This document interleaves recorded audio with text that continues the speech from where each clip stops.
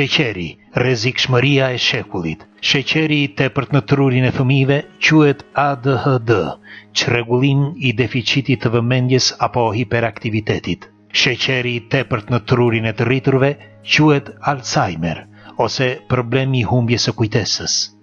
Sheqeri i tepërt në sy quhet glaukoma, i cili dëmton nervin optik dhe çon në humbje të shikimit.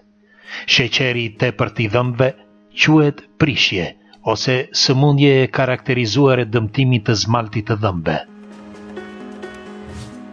Sheqeri i tepërt në lëkurën tënde quhet plakje dhe sheqeri i tepërt në trupin tënd favorizon dhjamin dhe rritjen e peshës deri në rrezik të glicemisë. Sheqeri i tepërt në gjak quhet diabet. Duhet të dini se varësia e tepërt ndaj sheqerit është 8 herë më e madhe se vetë kokaina.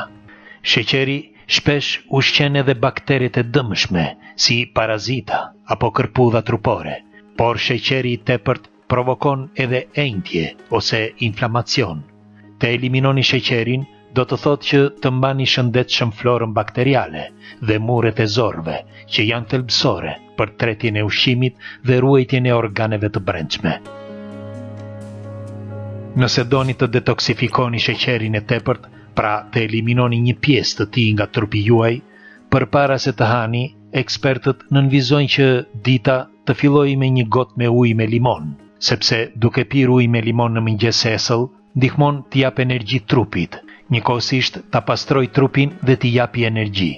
Sipas studimeve të fundit, konsumimi i tepërt i sheqerit ka pasoja shëndetësore, si sëmundje kronike, diabet, obezitet, probleme të veshkave, probleme kardiake, neurologjike, ortopedike e tjerë. Pra reduktoni sheqerin dhe do t'jetoni mirë dhe gjatë.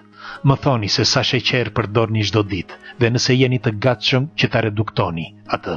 Për të mirën tuaj, e them, dhe shpërndajeni këtë informacion e pres komentet tuaja. Kalofshi bukur.